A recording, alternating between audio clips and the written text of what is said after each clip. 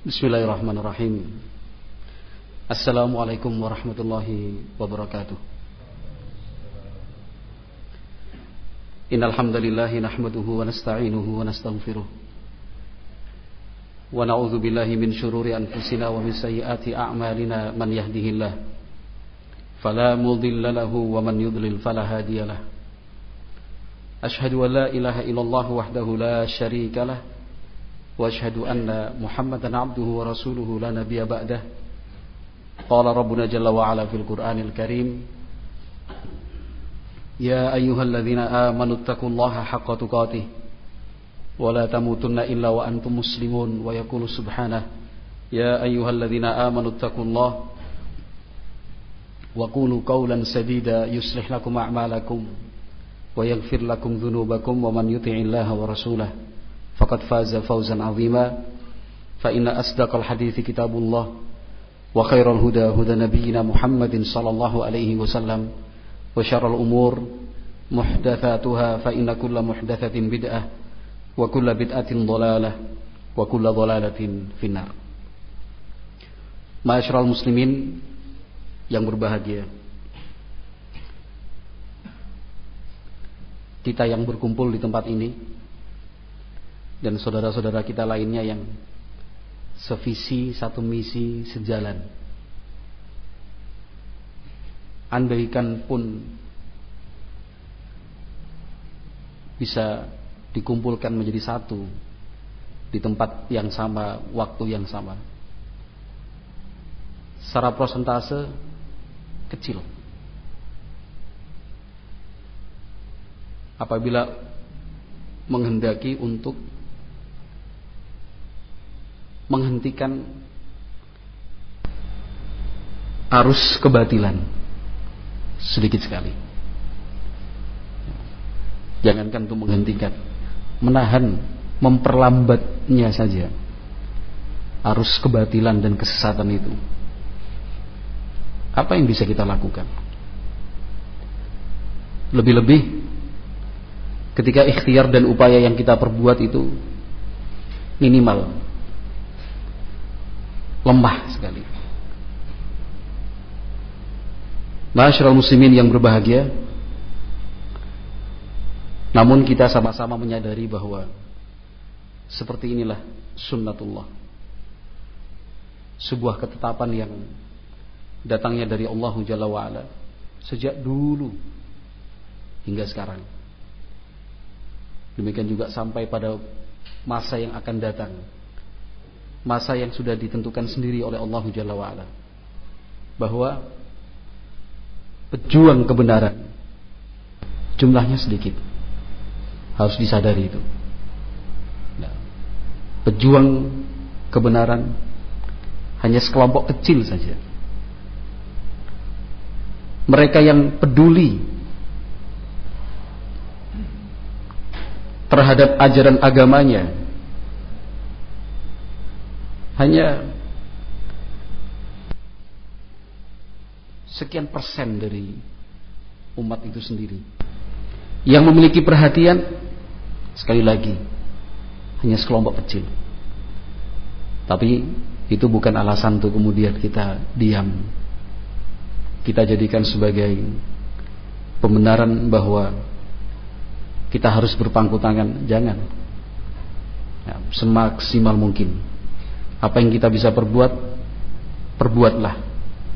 Yang dapat kita lakukan, lakukanlah. Seberapakah besarnya nanti pengaruh dari apa yang kita perbuat dan yang kita lakukan sebagai ikhtiar, seberapakah besarnya menahan arus kebatilan itu, pada akhirnya kita kembalikan dan kita pasrahkan kepada Allah Subhanahu wa ta'ala. Karena tugas pokok kita adalah yang Allah sebutkan dalam firman-Nya, fadzakir innama anta mudzakir. Itu tugas pokok kita. Berikan peringatan, ingatkan mereka. Jadi tugas pokok kita adalah mengingatkan, mengingkari. Innama anta mudzakir. Allah Jalla wa'ala tegaskan siapa kita sebenarnya, pada posisi apa kita berada. Innama anta mudzakir. Engkau hanya sebatas mengingatkan.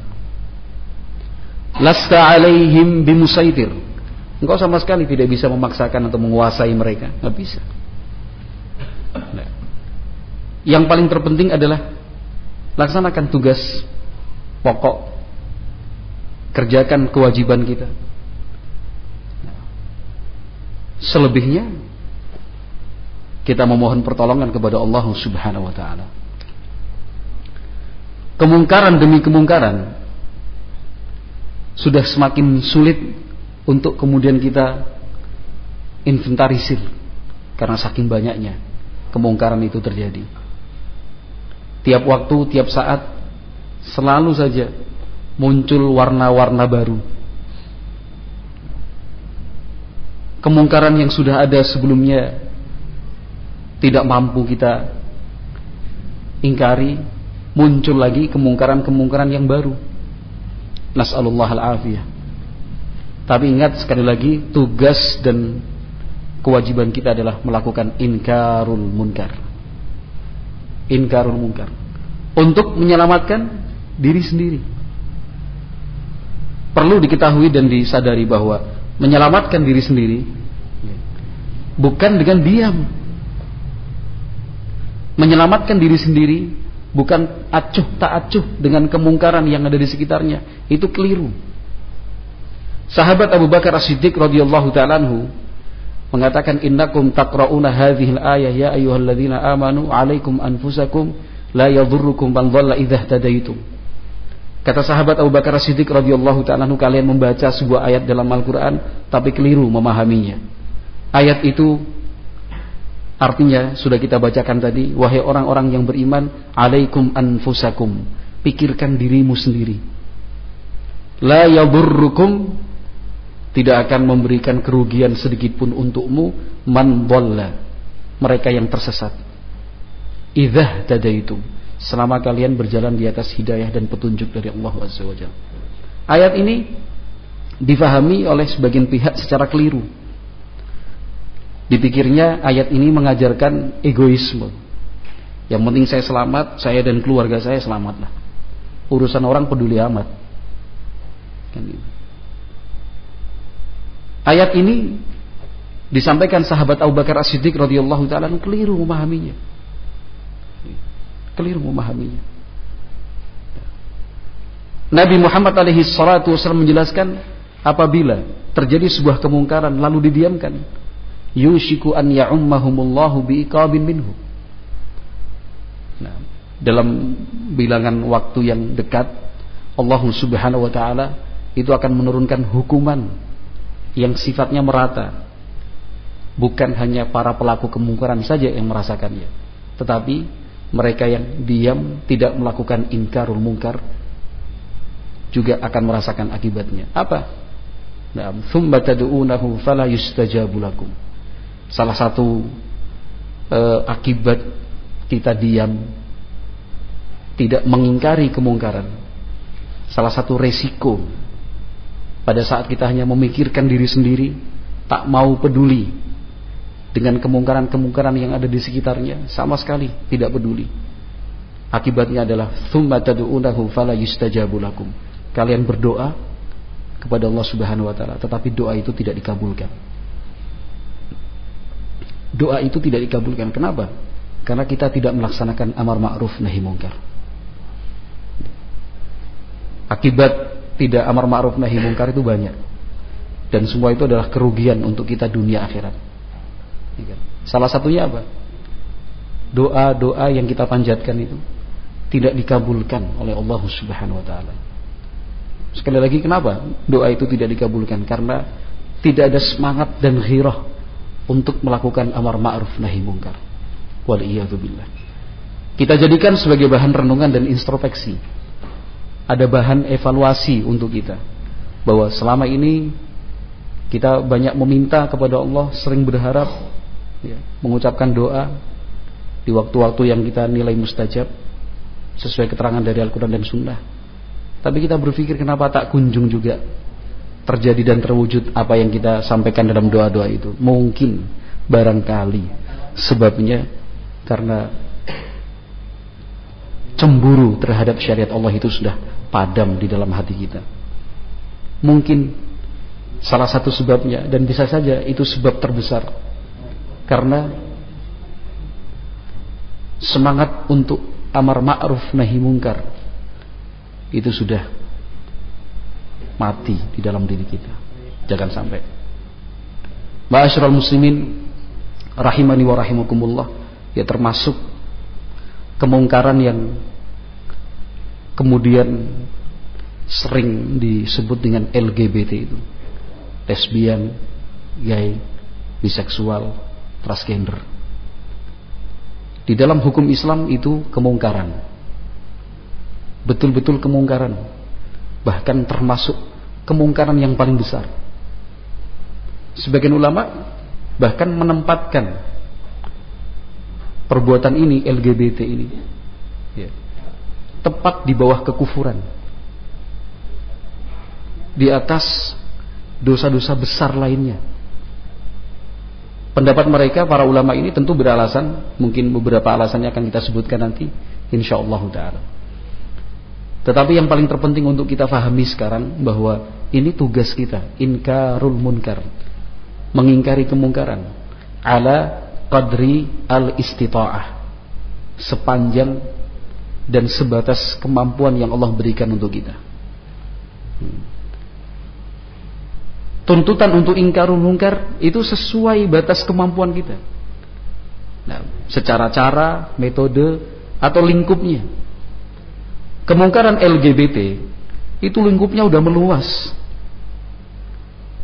Bukan cuma lokalan atau di daerah, menasional bahkan mendunia. Itu kemungkaran besar tersebar di mana-mana. La haula wala quwata illa billah. Di negeri-negeri kafir bahkan perilaku seperti ini dilegalkan, dilindungi oleh undang-undang. Setiap tahun sekali ada festival atau karnaval gay internasional di Belanda, tiap tahun. Karena di sanalah pusat dari komunitas gay di dunia. Itu terang-terangan di jalan raya mereka buat karnaval, disaksikan oleh banyak orang, disiarkan melalui media, terang-terangan. Laki-laki dengan laki-laki bergandengan tangan, iyalah ya seperti suami dan istri. La haula wala quwata illa billah. Ya, kemungkaran di Indonesia udahlah, nggak usah diceritakan lagi. Nah, barangkali karena kita yang terlalu memikirkan diri sendiri sehingga tidak peduli dengan kondisi umat. Kita yang terlalu asyik dengan diri sendiri sampai kemudian tidak memikirkan generasi muda. Padahal sudah banyak yang menjadi korban dari LGBT ini, waliyatubillah. Ya. Berita kan terus mengalir. Ya. Korban ini, korban ini, korban ini, korban ini. Berapa waktu yang lalu tertangkap pelaku pelecehan seksual, sodomi. Ya, korbannya mencapai angka 40. Antara 10 sampai 15 tahun umur yang jadi korban itu. Enggak sedikit loh 40. Ya. Ada saja cara yang dipakai dan digunakan untuk menarik dan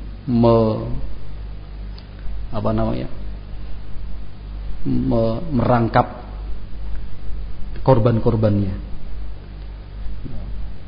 Coba bayangkan kalau misalkan salah satu dari yang menjadi korban itu ada hubungan kedekatan dengan kita. Mungkin masih keluarga, barangkali tetangga. Sakitnya luar biasa. Apa kemudian harus menunggu kita yang menjadi lingkaran dari korban itu, waliyadzubillah, semoga Allah lindungi kita semua, keluarga kita, umat Islam, dari kejahatan-kejahatan seperti ini. Apa harus menunggu itu baru kemudian kita bangkit berdiri, ya, untuk melakukan kemungkaran? Ketika yang menjadi korban adalah orang lain, kita diam, tidak peduli. Astagfirullah. Kita sedikit memang, betul-betul sedikit sekali yang masih peduli dengan hal-hal seperti ini. Yang lain acuh tak acuh. Nah, bukan dalam rangka memuji atau membanggakan diri, bukan, tetapi untuk menghibur Menghibur siapa? Menghibur kita. Nah, pada saat kita melihat kenyataan bahwa kemungkaran terus terjadi, pengingkarannya tidak sebanding dengan laju pertambahan dan peningkatan kemungkaran ini. Waliyahzubillah.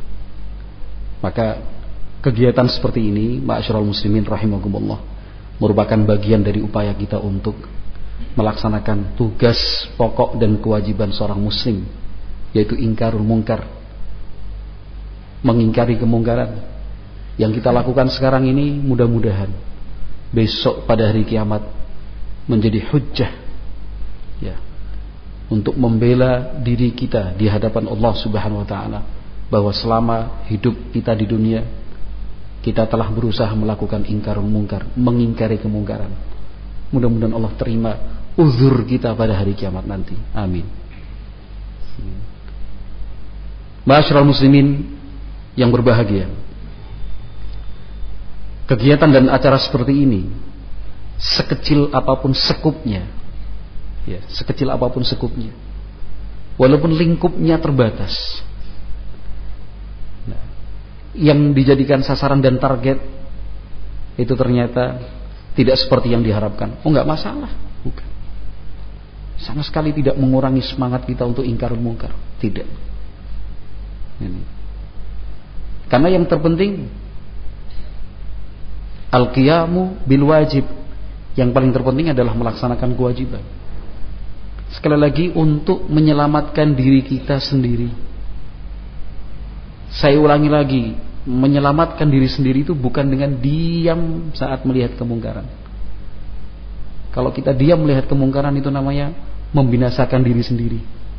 Merasa yang penting saya baik, yang penting keluarga saya baik, tetangga berbuat mungkar peduli amat, masyarakat sudah sebagian seperti itu pada umumnya, apa urusan dengan saya? Yang penting saya dan keluarga, saya dan keluarga, saya dan keluarga.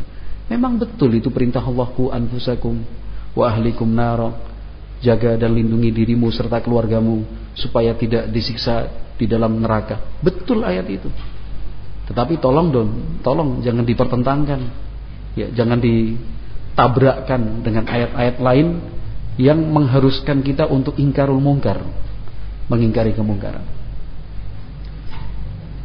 Rasulullah sallallahu alaihi wasallam di dalam hadis An-Nu'man bin Bashir radhiyallahu anhu, di dalam As-Sahih, Nabi sallallahu alaihi wasallam bersabda, "Mathalul qa'imi fi hududillah wal waqi'i fiha kamathali qaumin istahamu 'ala safinatin faqtara'u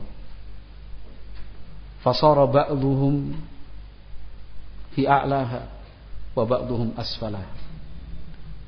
Nabi Muhammad SAW melihat betapa simpel, sederhana sekali, tegas, lugas. Nabi Muhammad SAW memberikan pengertian untuk kita tentang keharusan apa? Melaksanakan tugas, yaitu mengingkari kemungkaran. Tujuannya untuk menyelamatkan diri sendiri dan menyelamatkan orang lain, itu tentu. Kata Nabi SAW, "Mathalul qa'imi fi hududillah wal waqi'i fiha." Jadi permisalan dan perumpamaan yang melaksanakan ingkarul mungkar dengan yang melakukan kemungkaran itu digambarkan dan dicontohkan Nabi SAW seperti sejumlah orang yang sama-sama menyewa sebuah kapal penumpang dengan tujuan sebagai alat transportasi dari satu titik ke titik yang lain, melewati air. Maka yang diperlukan kendaraan air, kapal penumpang. Mereka perlu kendaraan air itu, sebuah kapal penumpang. Sehingga mereka urunan lah, iuran, bayar berapa, ya, dirental kalau bahasa kita sekarang. Masing-masing memberi. Tapi giliran naik, siapa yang di bawah, siapa yang di atas? Karena kapal itu ternyata terdiri dari dua tingkat, ada yang di bawah, ada yang di atas. Yang di bawah memang di bawah permukaan air, yang di atas, di bangunan atas kapal. Mencari solusi yang terbaik, iktara'u, mereka melakukan qur'ah. Qur'ah itu undian, diundi. Siapa yang di atas, siapa yang di bawah. Ya kan? Akhirnya ada yang di atas, ada yang di bawah. Kapal jalan. Fakana alladhi fi asfaliha idza istaqau marru 'ala man fawqahum. Kapal penumpang itu udah jalan. Nah, orang-orang yang ada di tingkat bawah ini kalau memerlukan air, mau nggak mau kan harus naik ke atas, naik tangga di dek atas, nimba air entah dari sungai, laut, untuk keperluan memasak, mencuci, bersuci, mandi, atau yang semisalnya. Mau nggak mau mereka harus naik ke atas lewat tangga. Nah, begitu terus sampai akhirnya mereka yang ada di bawah mengatakan, falau anna kharaqna kharqan fi nasibina walam nu'dhi man fawqana. Jadi mereka rembugan, musyawarah lah. Sama-sama yang ada di bawah ini musyawarah. Gimana kalau misalkan daripada kita mengganggu orang-orang yang di atas sana, naik turun kan ganggu itu namanya. Lebih bagus kita lobangin aja di tempat kita ini. Jadi dapat air sekaligus, gampang. Gak usah naik lah. Lobangin, ambil air di situ. Sehingga kita tidak perlu mengganggu orang yang ada di lantai atas. Kata Nabi, in tarakuhum halaku wa halaku jami'an. Kalau rencana itu dibiarkan, didiamkan, betul. Yang tenggelam bagian bawahnya aja atau semuanya tenggelam? Semua tenggelam. Kata Nabi, halaku wa halaku jami'an. Mereka yang di bawah tenggelam, yang semuanya juga tenggelam yang di atas. Itu kalau diam. Kemudian kita bilang, udahlah biarin aja. Lubangin sana. Itu kan bagian kamu itu, tempatmu itu. Tidak bisa. Karena kita berada di dalam kapal yang sama. Kata Nabi, wa in akhadhu ala aidihim najaw wa najaw jami'an. Kalau mereka yang ada di atas dan juga ada yang di bawah, mungkin berusaha untuk mencegah, jangan dilobangin, ditahan pokoknya, jangan, tetap naik turun nggak apa-apa, yang penting jangan dilobangin. Kata Nabi, najau wa najau jami'an. Yang di bawah selamat, yang di atas juga selamat. Kapal terus berlayar. Nah, perumpamaan ini kan tegas dan lugas, sederhana sekali, tapi harusnya sudah memantik semangat kita untuk melakukan ingkarul munkar. Ketika kita berpikir untuk menyelamatkan diri sendiri, bukan berarti kemudian kita egois, tidak memikirkan yang lain. Tidak demikian. Lihat Nabi SAW mengatakan, la yu'minu ahadukum hatta yuhibba li akhihi ma yuhibbu li nafsihi. Muttafaqun alaih, Bukhari Muslim.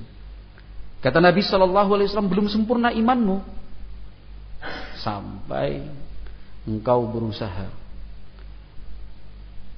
berharap supaya kebaikan itu dimiliki saudaramu, sebagaimana engkau berharap dan berusaha kebaikan itu untuk dirimu sendiri. Jadi Nabi tidak pernah mengajarkan untuk kita egoisme, itu nggak pernah. Tidak ada satupun ajaran Nabi SAW yang membenarkan egoisme, itu enggak. Mikir diri sendiri enggak. Tapi harus peka. Amar ma'ruf nahi mungkar namanya syariat di dalam Islam itu. Nah, termasuk sekali lagi LGBT ini. La haula wala quwata illa billah. Kalau berbicara data sangat memilukan. Ya kan? Peringkat Indonesia termasuk peringkat teratas. Ya. Di dunia, apalagi di Asia, apalagi di Asia Tenggara, teratas. Ya, mungkin karena persentase penduduknya yang cukup besar juga. Dan kemaksiatan atau kebatilan seperti ini diperjuangkan terang-terangan. Mereka yang memperjuangkannya bukan sembunyi-sembunyi, menggunakan kedok begini sehingga wajahnya nggak kelihatan. Enggak, terang-terangan mereka. Nih, terang-terangan. Siapa orangnya, siapa-siapa tokoh-tokohnya, lembaga-lembaga apa saja yang memperjuangkannya. Itu terang-terangan memperjuangkan LGBT.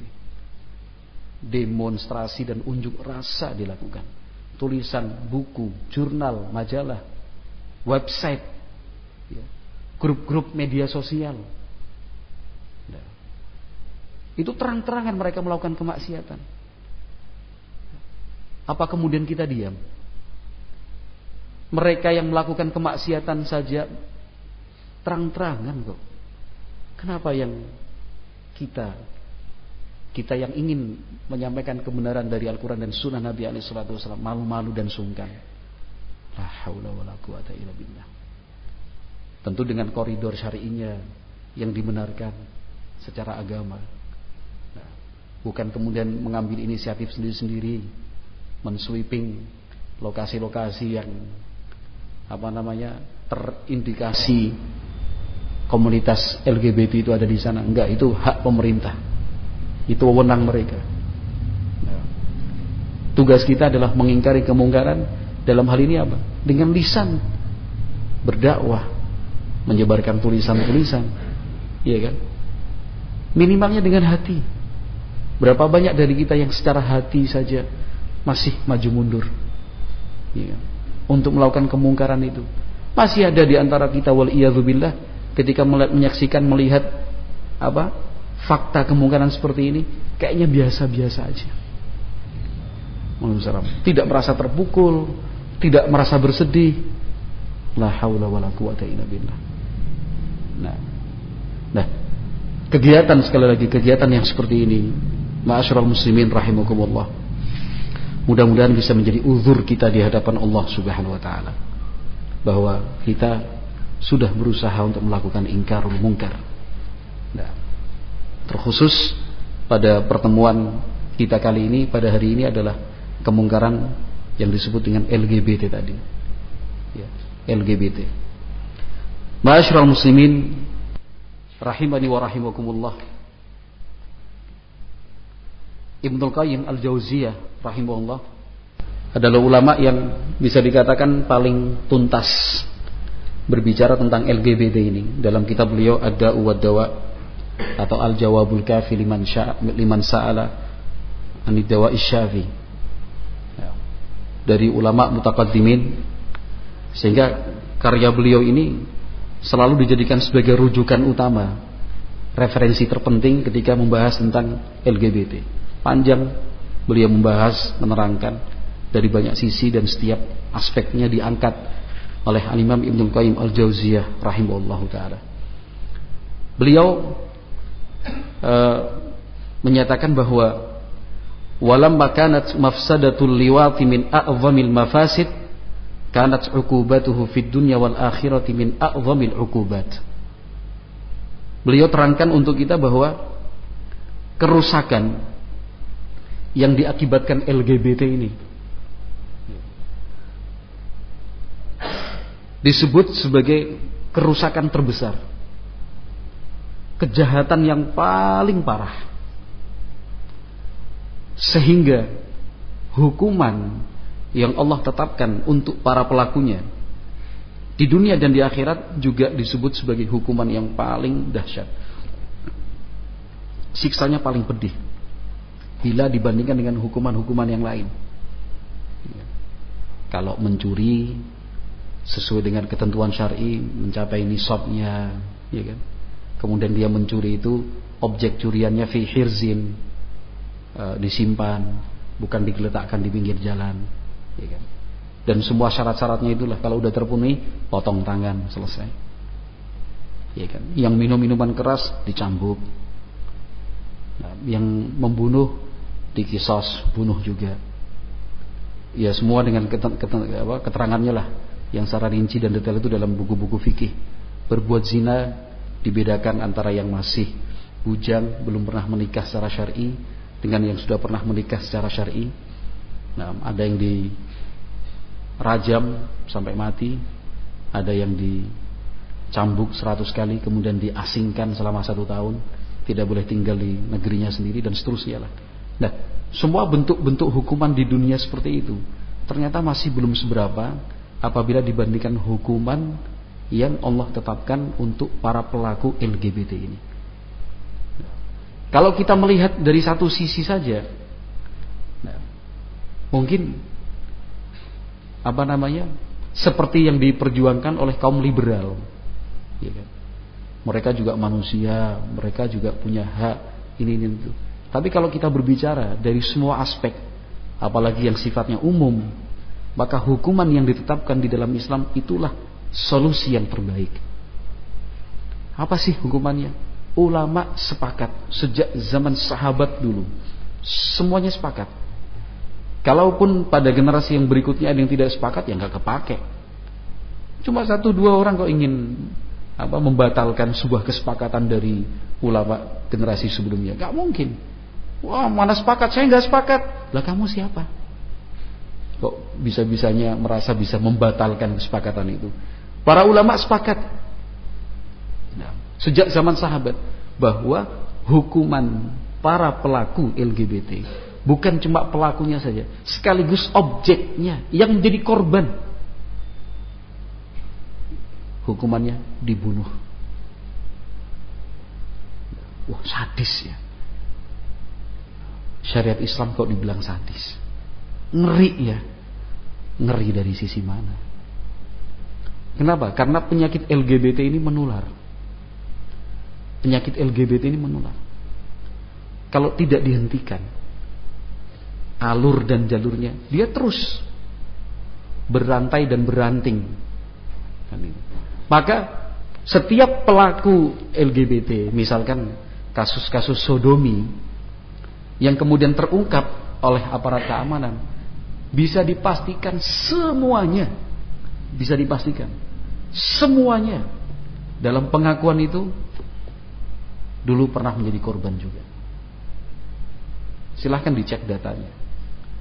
Tapi bisa dipastikan semua para pelaku-pelaku sodomi ini dari zaman dulu sampai sekarang ini yang terungkap, ya, diproses, di BAP-kan oleh polisi sebagai pihak yang berwenang, itu pasti ada satu pengakuan dulunya juga jadi korban.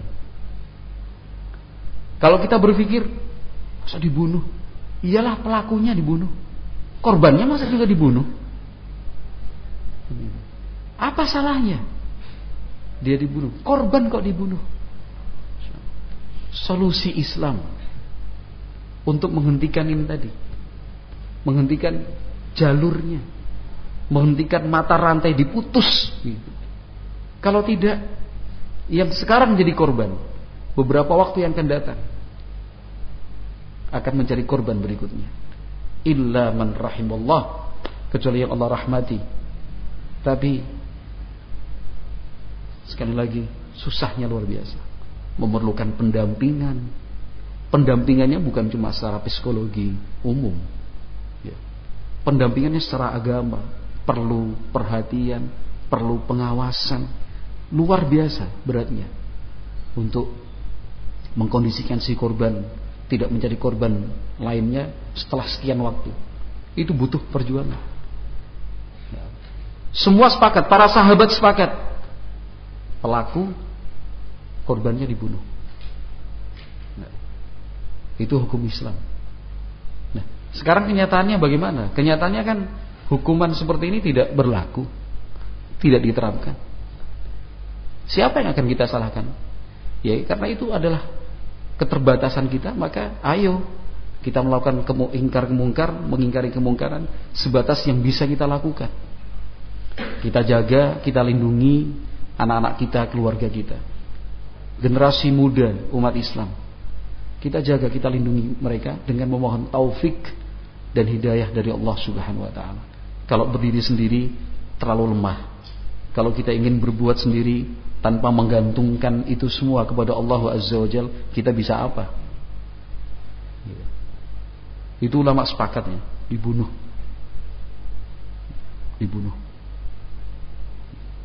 Hanya para ulama berbeda pendapat cara eksekusinya bagaimana. Ada yang berpendapat dipenggal kepalanya, ada yang mengatakan dijatuhkan dari tempat yang tinggi, ada yang mengatakan dibakar, tapi semuanya sepakat harus dibunuh. Itu aja. Ya. Sekali lagi, demi kepentingan yang jauh lebih besar lagi. Sama seperti orang yang sakit, kemudian dokter bukan cuma satu, bahkan tim dokter yang terdiri dari ahli dan para profesional itu memutuskan kakinya harus diamputasi. Ya. Kalau tidak, penyakit itu akan menjalar, menggerogoti semua tubuhnya. Bukan cuma kaki nanti yang jadi sasaran penyakit, sampai ke paha, sampai ke badan dan seterusnya. Bahkan bisa mengakibatkan kematian. Sekarang kalau misalkan tim dokter mengambil keputusan melalui sekian banyak proses, ya, tim dokter kemudian menyampaikan kepada pihak keluarga, ini harus diamputasi, kakinya sampai betis harus dipotong. Apa kemudian kita mengatakan sadis banget dipotong? Apa kemudian kita mengatakan itu, Ariel? Enggak kan? Enggak mungkin. Sadis banget, masa kakinya dipotong, terus nanti jalannya gimana? Pasti kita akan setuju. Iya dokter, kalau memang itu yang terbaik, potonglah, amputasi, daripada nanti yang lain kena. Itu cuma untuk kepentingan satu orang, dan ini untuk kepentingan umat. Kepentingan umat yang sudah menjadi korban bukan 1, 2, 3, ribuan. Wallahu a'lam. Hanya Allah yang mengetahui fakta dan data yang sebenarnya. Berapakah yang sudah menjadi korban perbuatan LGBT ini? Wal'iyadzubillah. Yaitu dikarenakan hukum Allah tidak kita terapkan. Tapi kita tidak berbicara itu. Yang ingin kita bahas sekarang ini kan kesadaran yang harus dibangun pada diri kita dan umat Islam. Kesadaran untuk apa? Melakukan inkarul mungkar, mengingkari kemungkaran sebatas kemampuan yang Allah berikan buat kita. Kemampuan kita cuma mengadakan kajian di Masjid Al-Ittihad Perumahan Kenari, Cetengsi, kan itu, Jalan Narogong. Buat spanduk 4-5 dipasang di beberapa titik. Yang bisa kita lakukan adalah mengundang beberapa pihak supaya ikut datang mendengarkan. Yang bisa kita lakukan adalah menghadiri. Nah, itu yang bisa kita lakukan. Nah, maka sekali lagi kita berharap mudah-mudahan kegiatan ini juga menjadi salah satu uzur kita di hadapan Allah Subhanahu wa taala. Jadi yang terpenting satu, ya, kita sadar bahwa kemungkaran LGBT ini adalah kemungkaran besar. Itu bukan dosa kecil, dosa besar sekali. Sampai sebagian ulama menempatkannya tepat di bawah kekafiran. Yang kedua, ini paling minimal kita punya kesadaran bahwa tugas kita adalah melakukan inkarul mungkar, mengingkari kemungkaran ini. Apapun bentuk dan caranya, asalkan itu dalam batas kemampuan kita. Itu aja. 2 hal ini yang harus kita tanamkan. Nah, jangan dianggap remeh dosa ini, jangan. Nah, demikian juga kalaupun kita sudah menganggap dan meyakini bahwa dosa ini dosa besar, jangan kemudian diam, gak peduli, jangan. Itu 2 hal, tanamkan baik-baik. Satu apa tadi? Kita sadar dan mengerti bahwa dosa LGBT ini dosa apa? Dosa besar sekali, pelanggaran luar biasa ini. Pelanggaran parah. Yang kedua, kita harus membangun kesadaran tugas kita mengingkarinya. Nah, kalau kita tidak mampu pada lingkup yang lebih luas, lingkup keluarga, anak-anak kita perhatikan siapa teman bergaulnya, siapa kawan bermainnya, dia sekolah kemudian di mana, dia bermainnya di mana. Nah, awasi mereka, awasi. Karena hampir semua yang menjadi korban adalah anak-anak yang kurang mendapatkan perhatian dari orang tuanya. Tapi pada umumnya kan begitu sekarang. Udah kebalik-balik, ya kan? Mohon maaf aja, tersinggung bolehlah, nggak apa-apa. Saya siap kok disinggung-singgungin gitu, nggak apa-apa. Tersinggung nggak apa-apa. Sebagian orang menganggap hewan peliharaannya itu lebih berharga daripada anaknya. Itu bagus. Kenyataannya begitu. Kalau ada orang punya kambing, sore udah nggak pulang itu bingung nggak dia? Bingung nggak? Bingung. Dicari kambingnya di mana. Anaknya nggak pulang, santai aja. Cara berpikirnya kan bisa pulang sendiri. Bukan masalah itunya, tapi bentuk perhatianmu. Jangankan kambing, ayam aja, bebek lah. Ada orang punya ayam gitu. Malam mana nih? Jagoku neng di. Jago gua di mana nih? Cari-cari. Lihat jagoku nggak? Lihat jago nggak? Gak ada tuh tadi di sana itu. Cari. Ini dia. Tangkep bawa pulang ke rumah, masukin kandang.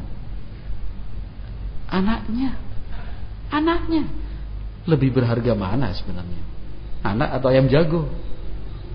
Harusnya anak. Tapi kan udah terbalik-balik tadi. Nah, anaknya nggak pulang-pulang, nggak peduli dia, nggak peduli. Nah, kalau misalkan dia punya hewan ternak, diumbar itu apa? Dilepas gitu ya, dilepaskan. Misalkan ayam lah, punya ayam jago, dilepas itu. Kita ngelihat ayam jago kita gabungnya dengan ayam, beberapa ekor ayam atau satu ekor ayam yang jalannya pelan, kelihatan banget penyakit. Kira-kira dibiarin nggak ayam jago kita?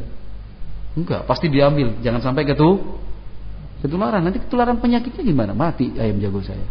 Anaknya bergaul dengan orang-orang yang tidak benar, yang akhlaknya buruk, berteman dengan orang-orang yang jauh dari ibadah, dibiarin aja. Sudah apa-apa. Namanya aja anak muda. Nanti kalau gede kan sadar-sadar sendiri juga. Kata siapa bisa sadar dengan sendirinya? Yang gede aja untuk sadar harus disadarkan.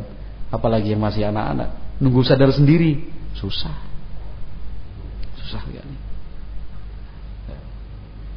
Ma'asyiral muslimin rahimani wa rahimakumullah. Al-Imam Ibnul Qayyim Al-Jauziyah rahimahullahu taala itu memberikan beberapa alasan kenapa perilaku atau perbuatan LGBT ini dikatakan sebagai dosa besar, bahkan dosa besar yang paling besar di bawah kesyirikan tentunya. Beliau rahimahullahu taala memberikan salah satu alasannya,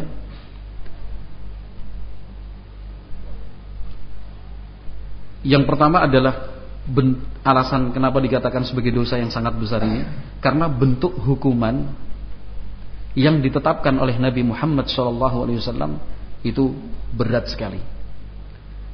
Di dalam sebuah hadis dari sahabat Abdullah bin Abbas radhiyallahu taala anhuma, riwayatnya dari Abu Dawud, Tirmidzi, Ibnu Majah dan yang lain, kata Nabi SAW, "Man wajadtumuhu ya'malu 'amala qaumi Lutin faqtulul fa'ila wal maf'ula bih." Ini alasan pertama. Karena Nabi Muhammad SAW menetapkan hukuman untuk para pelaku LGBT sekaligus korban dan objeknya itu dengan hukuman yang berat. Kata Nabi SAW, siapa saja yang kalian temukan dengan bukti 4 orang saksi, dan semuanya lah nanti akan dirinci dalam pembahasan fikih, yang jelas sudah terbukti dia melakukan perbuatan kaumnya Nabi Lut, homo, lesbian. Kata Nabi, faqtulul fa'ila wal maf'ula bih. Bunuh si pelaku sekaligus objeknya. Bunuh si pelakunya dan objeknya. Alasan yang kedua, karena Nabi Muhammad SAW menjelaskan Allah melaknat pelakunya. Allah melaknat pelakunya. Di dalam hadis Abdullah bin Abbas, riwayat Ahmad, Abu Ya'la, Ibnu Hibban, Al-Hakim, Tabrani, Baihaqi dan lainnya, kata Nabi SAW, la'anallahu man amila amala qaumi Lutin. La'anallahu man amila amala qaumi Lutin. La'anallahu man amila amala qaumi Lutin. 3 kali diulang oleh Rasulullah SAW. Kata Nabi, Allah melaknat pelaku homoseks. Allah melaknat pelaku homoseks. Allah melaknat pelaku homoseks. 3 kali diulang oleh Nabi SAW. Ibnul Qayyim menjelaskan walam yaji anhu la'natuz zani thalatha marratin fi haditsin wahid. Untuk dosa zina tidak ada satupun riwayat menyebutkan Nabi Muhammad alaihi salatu wasallam mengulang penyebutan laknat sebanyak 3 kali. Enggak. Untuk perbuatan zina tidak ada satupun riwayat Nabi itu melaknat sampai diulang 3 kali. Bahkan waqad la'ana jama'atan min ahlil kaba'iri falam yatajawaz bihim fil la'ni marratan wahidah. Bahkan sejumlah pelaku dosa besar lainnya, bukan cuma zina, artinya dosa-dosa besar lainnya itu, para pelakunya dilaknat. Disebutkan dalam hadis Nabi SAW mereka dilaknat. Itu falam yatajawaz bihim fil la'ni marratan wahidah. Tetapi tidak lebih dari sekali. Dalam satu hadis, satu kesempatan Nabi menyebut laknat Allah untuk pelaku ini. Sekali aja. Tapi untuk pelaku homoseks, Nabi melaknatnya berapa kali? 3 kali. Ini bukti bahwa ternyata LGBT itu dosa besar sekali. Wa karrara la'nal lutiyah wa akkadahu 3 marrat. Nabi Muhammad SAW mengulangi dan menegaskannya sebanyak 3 kali. Itu alasan yang kedua. Alasan yang ketiga adalah Nabi Muhammad SAW benar-benar menegakkan hukuman itu. Jadi bukan cuma menetapkan hukuman, hukumannya begini, bukan, tapi juga melaksanakan dan mempraktekannya. Kata Ibnul Qayyim, wa atbaqa ashabu Rasulullah sallallahu alaihi wasallam ala qatlih. Para sahabat Nabi radhiyallahu anhum ajmain berdasarkan tuntunan dan bimbingan dari Nabi, mereka benar-benar melaksanakannya.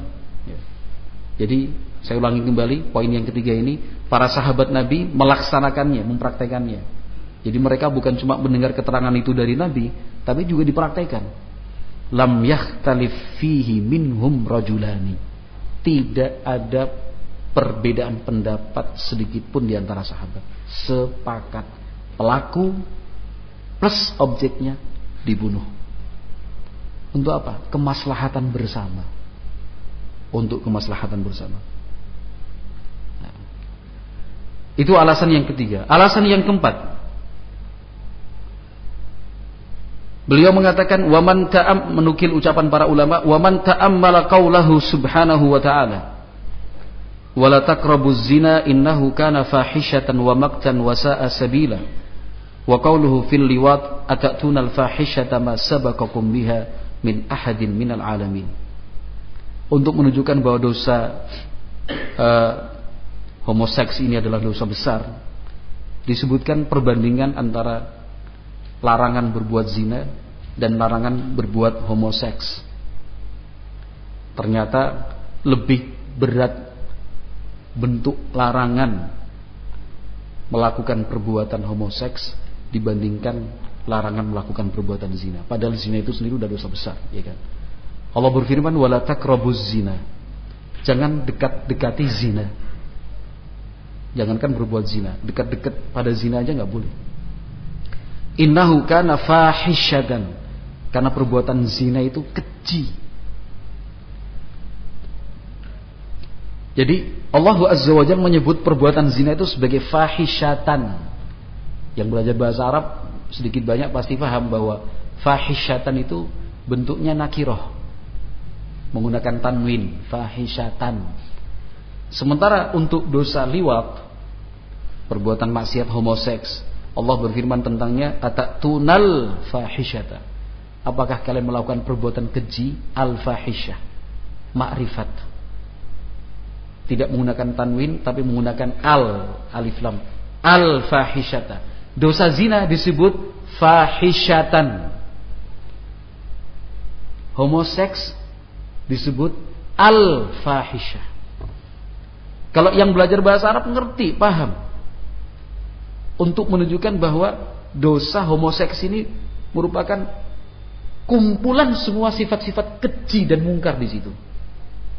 Sudah terkumpul pada perbuatan itu. Semua alasan kejelekan, aspek dan sisi keburukan, kejahatan ada di situ. Al-fahisyah. Itu alasan yang keberapa?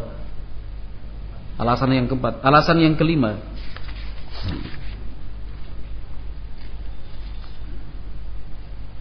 Allah Subhanahu wa taala menyatakan bahwa perbuatan itu belum pernah ada sebelumnya. Sebelum dilakukan oleh kaum Nabi Lut itu belum pernah ada sebelumnya. Dalam bentuk pengingkaran, Allah berfirman, "Ma sabaqakum biha min ahadin minal alamin." Tidak pernah didahului oleh satu orang pun sebelum kalian di seluruh dunia ini. Ya, di seluruh dunia ini.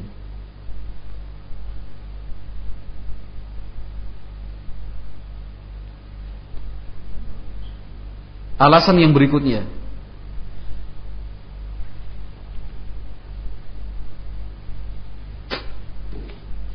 dan ini alasan yang paling kuat, adalah dahsyatnya hukuman yang Allah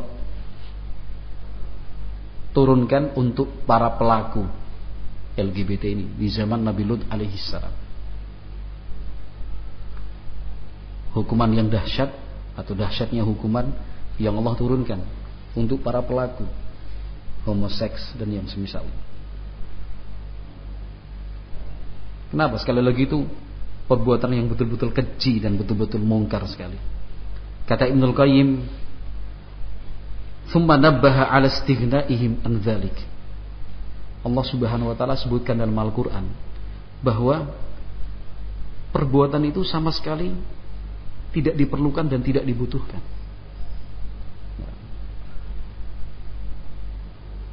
Wa annal hamila lahum alaihi laisa illa mujarradus syahwah. Yang mendorong para pelaku melakukannya itu hanya sebatas syahwat, bukan karena kebutuhan. Ini berbeda jauh dengan alasan yang dikemukakan para pegiat dan mereka yang memperjuangkan untuk dilegalkannya perilaku LGBT ini. Mereka kan beranggapan bahwa LGBT ini sebuah kebutuhan, hak asasi. Hak asasi itu kan kebutuhan yang paling penting, ya kan? Kebutuhan yang melekat pada manusia. Mereka mengatakan ini alasan, ini hak asasi. Ini sebuah kebutuhan. Kebutuhan orang beda-beda. Ada yang dia butuhnya pada perempuan beda jenis karena dia laki-laki. Ada yang membutuhkan kepada laki-laki karena dia perempuan. Tapi ada juga yang membutuhkan sesama laki-laki. Ada juga yang membutuhkan sama perempuan. Itu kan kebutuhan yang melekat pada manusia. Nah, Ibnul Qayyim mengatakan enggak, tidak seperti itu. Itu hanya dorongannya hanya syahwat. La al-hajah, bukan karena sebuah kebutuhan ataupun keperluan. Yang tanpa itu kemudian dia mati, tanpa melakukan perbuatan itu kemudian dia akan rugi, enggak. Kalau hajah itu kebutuhan, bila tidak dipenuhi mati, makan, minum, itu hajat namanya. Tapi kalau perbuatan-perbuatan menyimpang seperti ini bukan hajat, tetapi apa? Kata Ibnul Qayyim, mujarradus syahwah, semata-mata syahwat saja. Semata-mata syahwat.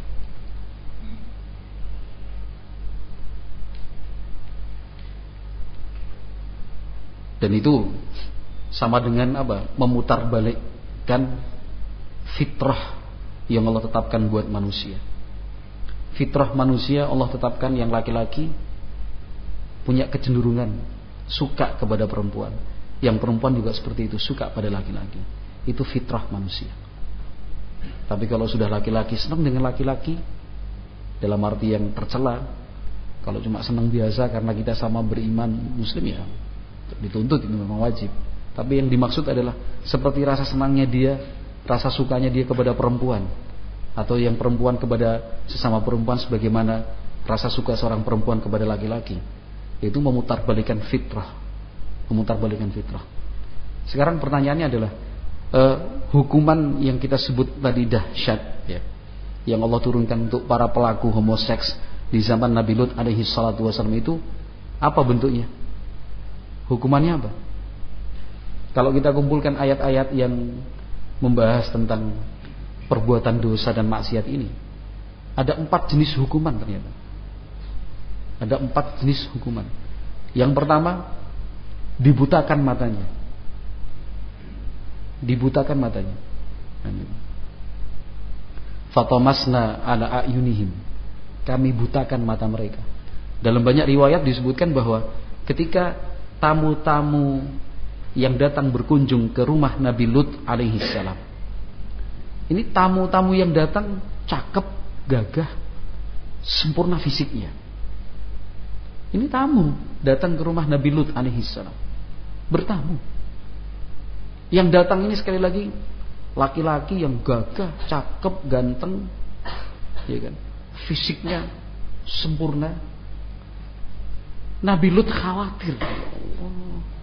Kenapa? Karena masyarakatnya secara umum nggak tahan, yang laki-laki nggak tahan kalau ada lihat cowok ganteng gitu. Udah. Syahwatnya bangkit. Sementara Nabi Lut merasa tidak mampu, tidak memiliki kemampuan untuk melindungi tamu-tamunya ini. Nah, dalam banyak riwayat disebutkan istrinya kemudian yang menceritakan ke sana kemari, ada santapan nih, ada korban nih, calon korban. Nah, jadi mereka melihat tamu-tamu Nabi Lut alaihi salam ini seperti sudah gelap mata. Syahwatnya yang berbicara. Laki-laki sama laki-laki. Nabi Lut luar biasa, panik, cemas. Kenapa? Mengkhawatirkan keselamatan tamu-tamunya.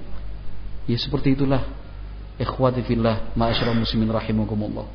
Ketika kita dihadapkan dengan situasi yang berat, sulit, kemudian Allah berikan jalan keluar, kita kadang-kadang menganggap jalan keluar yang Allah kirimkan buat kita itu semakin mempersulit keadaan, sehingga kita berpikir buruk aja. Itu pelajaran penting yang disebutkan Ibnul Qayyim Al-Jauziyah rahimahullah. Nah, tamu-tamu yang datang itu siapa sebenarnya? Para malaikat. Para malaikat. Maka tamu-tamu itu mengatakan, gak usah khawatir wahai Lut, gak usah takut. Inna rusulu rabbika ilaik, lan yasilu ilaik. Kami semua di sini adalah utusan dari Allah untuk menemuimu. Lan yasilu ilaik. Gak akan mungkin mereka bisa berbuat apa-apa kepadamu. Masya Allah. Dianggapnya itu masalah baru datang kan. Tamu-tamu, cara melindungi mereka seperti apa. Itu ternyata rahmat dari Allah Azza wa Jalla. Pertolongan jalan keluar. Malaikat-malaikat. Ketika masyarakatnya rame-rame datang kepada Nabi Lut alaihi salam, mereka mengatakan, tamu-tamumu kasihkan buat kami. Lut, sini. Jadi udah gelap mata. Udah. Yang membakar tuh syahwat. Gak bisa lagi berpikir normal. Mereka memaksa Nabi Lut alaihi salam untuk apa? Untuk menyerahkan tamu-tamunya kepada mereka, kepada masyarakat itu. Karena perilaku itu sudah umum dilakukan. Ketika mereka memaksa, dalam riwayat itu disebutkan para malaikat pun membutakan mata mereka, dipukul. Orang-orang yang dipukul sampai buta matanya. Bahkan mereka kemudian mengancam, besok kami akan balas. Besoknya bisa membalas mereka? Enggak. Karena ketika subuh Allah hancurkan negeri mereka. Dan juga para pelaku-pelakunya. Yang Allah selamatkan hanya sebagian kecil orang, yaitu orang-orang yang beriman. Kecil sekali, sedikit sekali. Nah, malam itu para malaikat meminta kepada Nabi Lut alaihi salatu wasallam untuk fa'asri bi ahlika bi qit'in minal lail. Bawa keluargamu yang beriman itu, tinggalkan negeri ini. Cepat malam hari ini. Wala taltafit minhum. Jangan engkau menoleh ke belakang memikirkan orang lain, jangan.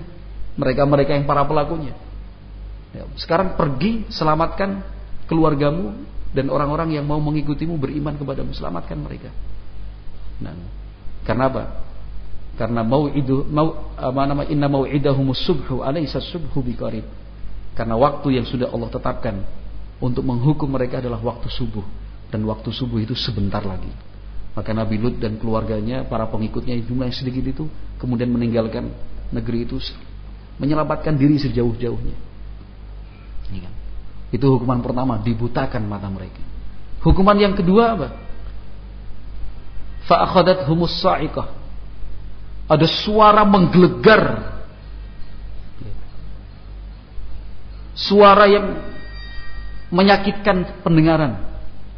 Itu hukuman diturunkan Allah Subhanahu wa taala untuk mereka. Bersamaan dengan bumi, kampung dan negeri mereka tinggal itu diangkat setinggi-tingginya oleh malaikat-malaikat Allah Azza wa Jalla, dicabut. Nah, dicabut, diangkat setinggi-tingginya, dibalikkan. Faja'alna 'aliyaha safilaha. Allah berfirman, kami jadikan 'aliyaha safilaha, yang semula di atas ada di bawah, dibalik, betul-betul dibalik. Dibalik betul. Allah Maha mampu, jangankan membaliknya, menciptakan bumi aja mampu kok. Kenapa hanya sebatas membaliknya Allah tidak mampu? Allah Maha mampu. Allah perintahkan malaikat-malaikatnya dicabut itu. Kampung mereka, negeri itu dicabut setinggi-tingginya. Kemudian dibalikkan. Balikannya bukan pelan-pelan, setinggi-tingginya loh, bukan setinggi 10 meter, setinggi-tingginya dibalik, dihempaskan lagi.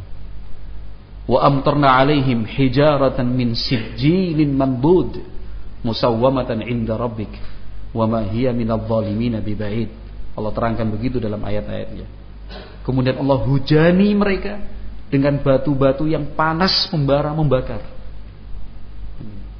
Di tiap-tiap batu itu sudah tertulis nama mereka yang melakukan kemaksiatan dan para pendukungnya itu.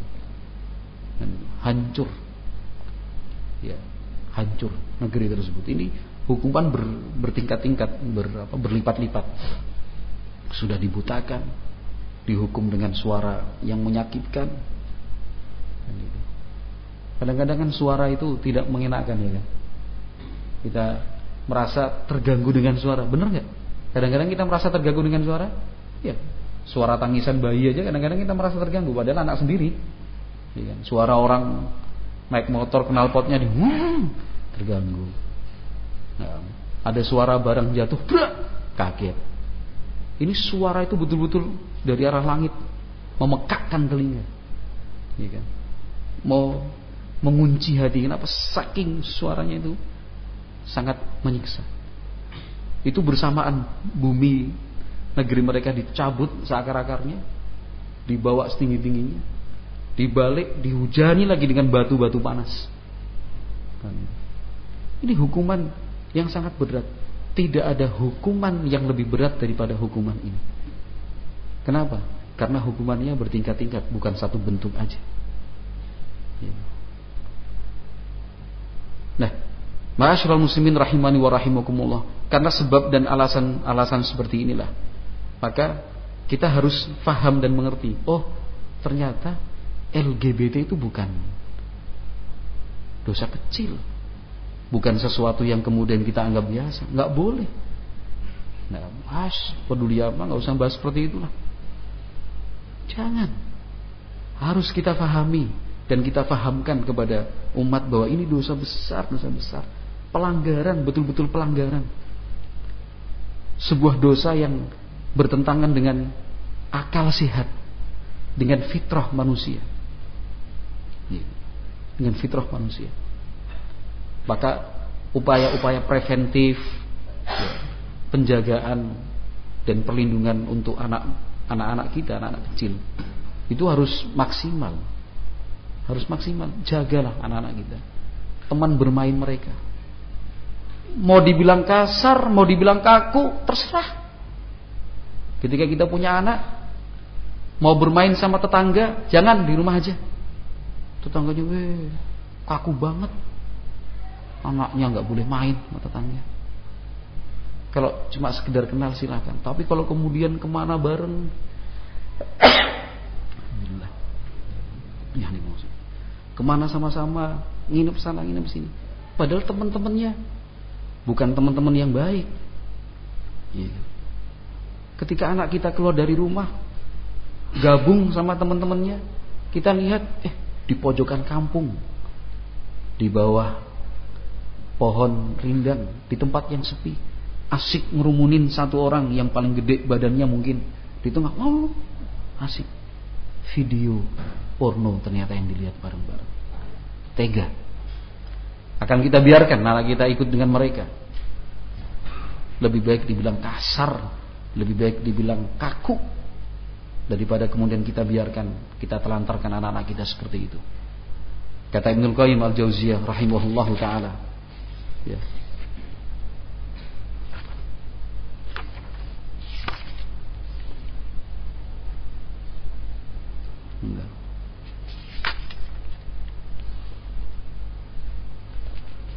wa qatlul maf'uli bihi khairun lahu min wat'ih fa innahu idza wati'ahu qatalahu qatlan la turjal hayatu ma'ah bi khilafi qatlih fa innahu madlumun syahidun wa rubbama yantafi'u bihi fi akhiratih.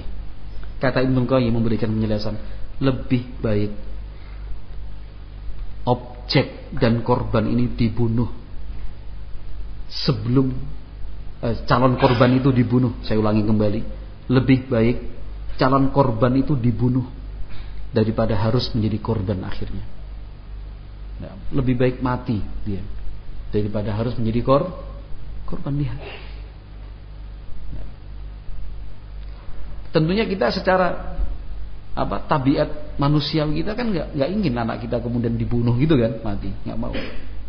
Tapi seandainya pun akhirnya dibunuh anak itu, sekalipun akhirnya dibunuh anak itu, lebih baik daripada menjadi korban disodomi dan seterusnya. Lebih baik mati anak kita. Kenapa? Kata Ibnul Qayyim, fa innahu idza wati'ah, kalau sudah menjadi korban, qatalahu qatlan la turjal hayatu ma'ah, berarti dia sudah membunuh anak itu dengan bentuk pembunuhan yang tidak diharapkan lagi dia bisa hidup. Kenapa? Sudah rusak dunianya, kehidupannya sudah gelap. Apa kemudian kita menutup pintu hidayah? Tidak.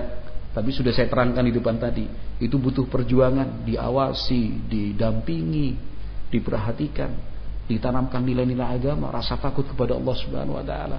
Terus begitu. Susah dan berat. Bikhilafi qatlih, beda kalau misalkan anak itu dibunuh. Fa innahu mazlumun, kalau dia dibunuh statusnya mazlum. Mazlum itu terzalimi. Syahid, mencapai syahid insyaallah. Wa rubbama yantafi'u bihi fi akhiratih, dan barangkali bisa jadi justru itu lebih bermanfaat untuk dia di akhirat nanti daripada menjadi korban LGBT. Lebih baik mati. Itu keterangan dari Ibnu Qayyim Al-Jauziyah rahimahullahu taala. Nah, ketika kita sebagai orang tua punya anak-anak gitu, perhatikanlah, awasi mereka. Kan gitu. Pengawasan itu bukan cuma pengawasan secara fisik aja, tapi pengawasan yang non fisik, seperti sekarang menggunakan handphone. Iya kan? Ketika anak sudah bisa buka Google gitu aja, Masya Allah, sedih rasanya. Karena yang dia pahami apa aja yang dia penginin, ketik Google keluar, ketik Google keluar. Buka YouTube keluar, buka YouTube keluar. Apa yang mau ditulis silahkan. Sementara setiap kali dia membuka dan mengakses itu, yang terbuka bukan yang dia pencet, yang dia enter aja, tapi yang tampil itu semua macam-macam warna-warninya. Lakukan pengawasan, jangan waduh nggak enak, kasihan anak saya nangis, protes, ngancem. Lebih baik dia nangis, lebih baik kemudian dia merasa terkekang, daripada akhirnya nanti dia sendiri yang hidupnya terkekang dengan dosa-dosa seperti itu. Maka ma'asyiral muslimin rahimani wa rahimakumullah, itu yang perlu kita bangun ya, sebuah kesadaran bersama. Kesadaran bersama ini kita mulai dari lingkup yang paling kecil sederhana, kita tularkan, terus ke lingkup yang lebih luas lagi. Kesadaran bahwa ini dosa besar, akibatnya adalah sangat besar juga. Nah, ini kemungkaran dan betul-betul kemungkaran. Hukumannya berganda, berlipat seperti itu. Yang kedua, kita membangun kesadaran bersama bahwa tugas dan kewajiban kita adalah melakukan inkar mungkar. Ingkari sebatas kemampuan yang bisa kita lakukan. Kan itu. Kita doakan pemerintah kita. Kita doakan. Kita dukung aparat keamanan. Kita support mereka. Kita doakan, kita support, kita dukung, karena mereka lah yang punya hak dan wewenang untuk menindaklanjuti kejahatan seperti ini. Kita hanya bisa melaporkan, ya, mengingatkan, menjelaskan ini mungkar, ini dosa. Tapi eksekusi di lapangannya itu hak aparat keamanan, ya kan? Bapak-bapak polisi kita, demikian juga dari militer. Sedikit banyak mereka juga punya hak di sana. Pemerintah kita doakan, ya Allah berikan taufik untuk pemerintah kami, berikan hidayah untuk mereka, mudahkanlah untuk mereka untuk melaksanakan hukum-hukum Islam dan seterusnya. Itu tugas dan kewajiban kita. Wallahu a'lam bishawab. Ini sesi pertama, mudah-mudahan bermanfaat. Karena adzan asar jam berapa? Bentar lagi. Ini bisa digunakan untuk mempersiapkan diri, bersuci, berwudu, mungkin ada yang kamar mandi. Wallahu a'lam bishawab. Nah, nanti sesi yang kedua Ustaz Aib Syafruddin insyaallah taala. Akhiru da'wana subhanakallahumma wa bihamdik asyhadu an la ilaha illa anta astaghfiruka wa atubu ilaik. Assalamualaikum warahmatullahi wabarakatuh.